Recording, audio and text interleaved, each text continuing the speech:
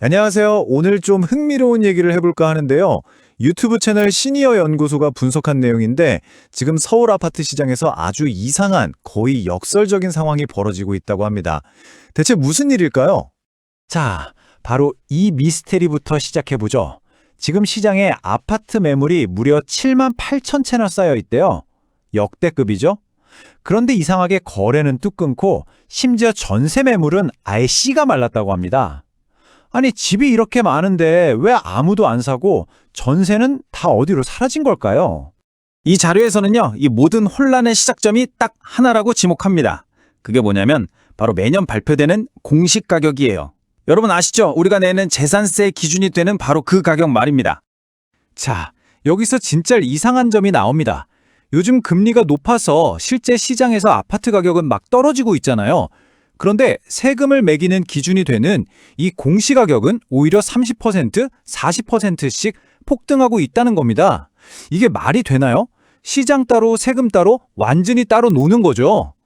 그 원인이 뭐냐면 바로 이 총액 변동이라는 좀 논란이 많은 제도 때문인데요. 이게 뭐냐면요. 쉽게 말해서 우리 동네에 삐까뻔쩍한 새 고급 아파트가 몇 채 들어와서 비싸게 팔리잖아요. 그러면 그 옆에 있는 우리 낡은 아파트의 공시가격까지 그냥 덩달아 확 올려버리는 거예요. 좀 황당하죠? 이 상황에 대해서 자료에서는 정말 격한 표현을 쓰는데요. 옆 동네 부자가 비싼 집 샀다고 내 세금이 수백만 원 오르는 코미디라고 하면서 이건 국가가 합법적으로 폭력을 행사하는 거라고까지 말합니다. 심지어 국가가 집주인들의 피를 빠는 거대하고 무자비한 흡혈귀가 되어버렸다고 아주 강하게 비판하고 있어요. 근데 진짜 문제는요, 이게 그냥 재산세 좀 오르고 끝나는 게 아니라는 겁니다. 공시가격 이거 하나가 올라가면 마치 도미노처럼 다른 것들이 줄줄이 무너져요. 재산세, 종부세는 물론이고요. 갑자기 건강보험료가 폭탄처럼 오르고 심지어 매달 받던 기초연금까지 끊길 수가 있다는 거예요. 이 공시가격 하나가 영향을 미치는 게 무려 67가지나 된다고 하니까 정말 은퇴자들한테는 생존이 걸린 문제인 거죠. 자, 이런 상황은 결국 한국 부동산 시장의 아주 오래된 믿음, 거의 신화와도 같았던 생각에 균열을 대기 시작합니다. 그게 뭐겠어요? 바로 그래도 강남에 똘똘한 한 채만 있으면 평생 안전하다는 그 믿음 말입니다. 자료에 따르면 이 똘똘한 한 채라는 요새가 사실은 재정적인 감옥이나 다름없다고 합니다. 왜냐? 한번 보세요. 이 15억 대출 받았다고 치면 이자만 매달 800에서 1000만 원.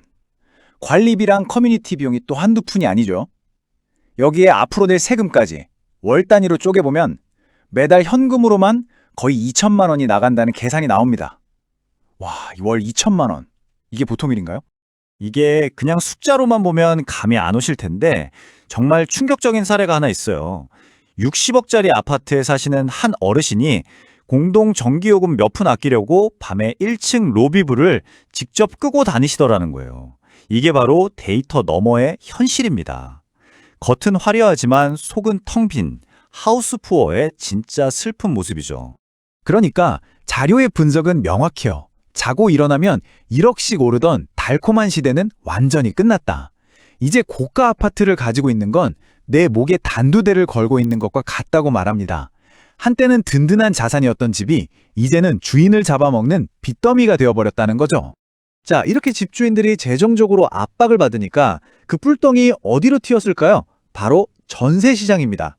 이 문제가 이제 전세 시장 전체를 마비시키는 연쇄 위기로 번지고 있어요.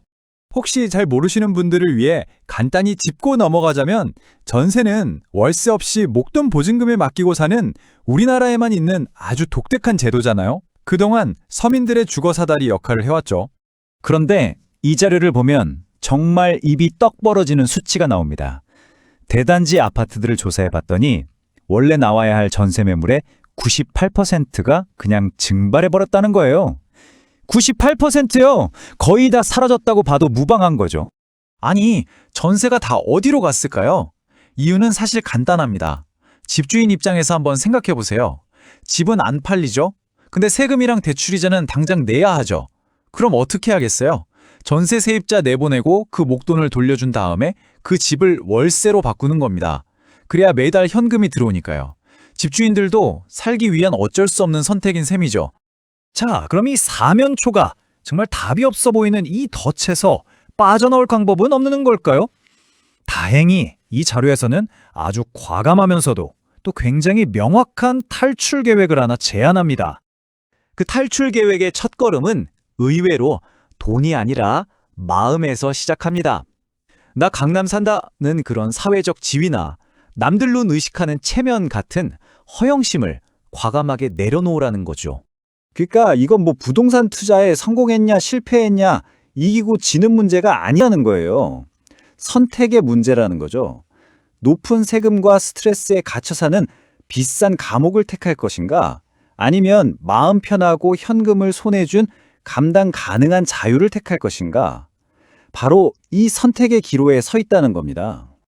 그리고 이 자료에서 제시하는 아주 구체적인 해결책, 그 기준선이 바로 12억 원입니다.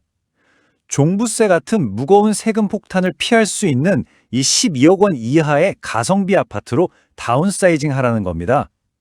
이 자료에서는 이 선택지를 마치 폭풍우 속에서 발견한 유일한 구명보트라고까지 표현하더라고요. 네, 오늘 우리는 한 유튜브 채널의 분석을 통해 지금 서울 부동산 시장의 속살을 들여다봤습니다. 이 분석은 단순히 집값 이야기를 넘어서 우리에게 부와 안정의 진짜 의미가 무엇인지 꽤 묵직한 질문을 던지는 것 같습니다. 만약 여러분의 가장 큰 자산이 어느 날 갑자기 가장 큰 짐이 된다면 여러분은 어떤 선택을 하시겠습니까?